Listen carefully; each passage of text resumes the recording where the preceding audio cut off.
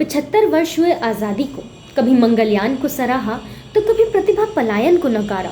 आज यहाँ खड़ी है सोचती हूँ कि ना जाने राष्ट्र प्रेम की आड़ में कितने ही अनगिनत जख्मों को छुपाया।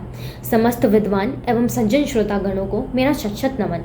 और आज आज़ादी के 7 दशकों के विषय पर अपने विचार व्यक्त करने हेतु मैं बहुत आभारी हूँ।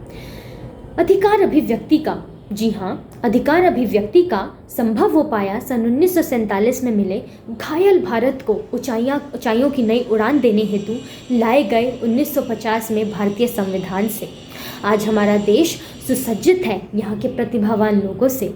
चाहे बात करें सन 1950 में नवनिर्मित सर्वप्रथम IIT खड़गपुर की, या हो बात सन 1956 में भारतीय हॉकी टीम द्वारा जीते गए ओलंपिक्स में स्वर्ण पदक की, 1960 में भरे गए एयर इंडिया के USA तक की पहली उड़ान की, या हो बात कल्पना चावला के अंतरिक्ष तक के सफ़र की। आखिर कैसे भुलाया जा सके सौंदर्य के क्षेत्र में अपना परचम लहराने वाली सर्वप्रथम महिला रीटा फारिया को। आखिर कैसे भुलाया जा सके भारत की पहली महिला प्रधानमंत्री श्रीमती इंदिरा गांधी को। आखिर भुलाना मुश्किल है पोखरण में हुए परमाणु जांच को, वैसे ही जैसे मुश्किल है सन 1991 में लाए गए LEP पॉलिसी को। भुलाया नहीं जा सकता अवश्य ही कारगिल युद्ध को। जी हाँ, आज भारत ने यह तो अवश्य ही सिद्ध कर दिया है कि हम विकास और प्रगति की ओर गतिशील हैं, परंतु आज भी 7 दशकों बाद यदि हम कहीं मात खा जाते हैं तो वह समन्वयवादी दृष्टिकोण, नैतिक मूल्य, धार्मिक सहिष्णुता, परस्पर प्रेम और भाईचारे के नाम पर। महोदय, आज तो जानवरों की भी जाति है, कहीं गाय हिंदू तो बकरा मुसलमान है, कहीं नारियल हिंदू तो कहीं खजूर इस्लाम है। महोदय, मैं ये बताना चाहूँगी कि सन 1947 से पूर्व हम गुलाम थे, अविकसित, शोषण और अंधविश्वास से घिरे हुए थे, परंतु आज 7 दशकों पश्चात जब हम एक आज़ाद मुल्क में श्वास लेते हैं, तब भी ऐसी विडंबना है हमारी कि ना तो यहाँ कृषि ही सुरक्षित है और ना ही नारी सशक्तिकरण पूर्ण रूप से संभव हो पाई है।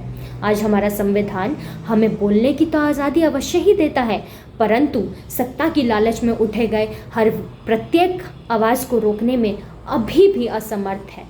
जी हाँ, आज निर्भया कांड जैसे जघन्य अपराधों के लिए कठोर से कठोर नियम और दंड तो बनाए जा रहे हैं, पर बढ़ते मामलों पर रोक अभी भी ना लगाई जा सकी। आज ऐसे वर्ग भी हैं हमारे समाज में जिन्हें समानता के दृष्टिकोण से कभी देखा ही नहीं गया या देखना ही नहीं चाहता हमारा यह समाज। आज ऐसे प्रदेश भी हैं हमारे देश में जहां ना तो बिजली पहुंची है और ना ही बिजली पहुंचाने के वादे। महोदय, मीडिया तो है हमारे देश में, परंतु स्वतंत्रता ना जाने भ्रष्टाचार की किन्हीं लपटों में लुप्त सी हो गई है। आश्चर्य की बात तो यह है महोदय कि 75 वर्षों के पश्चात भी स्वच्छता शौचालय निर्माण हेतु हमें कैंपेन्स की ज़रूरत पड़ रही है। जी हाँ महोदय, इससे यह बात तो अवश्य स्पष्ट हो जाती है कि भारत में स्वच्छता की जानकारी तो है, परंतु स्वच्छता ही नहीं है। महोदय, मैं यह बोलना चाहूँगी कि हमें यह ज्ञात होना चाहिए कि समस्या का समाधान क्रोध नहीं अपितु बोध होता है। आज हमारे शासन प्रणाली में स्वयं लोकपाल की सशक्तिकरण की आवश्यकता आन पड़ी है।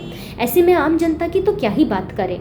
हमें यह बोध होना चाहिए कि यह जीवन, यह श्वास हमें विरासत में अवश्य मिली है, परंतु इस विरासत के लिए हमारे स्वतंत्रता सेनानियों ने बहुत बड़ी कीमत चुकाई है अपने बलिदान अथवा अपने रक्त से, अथवा वह जीवन ही क्या जो राष्ट्र निर्माण हेतु, राष्ट्र कल्याण हेतु तत्पर ना हो, सज्ज ना हो।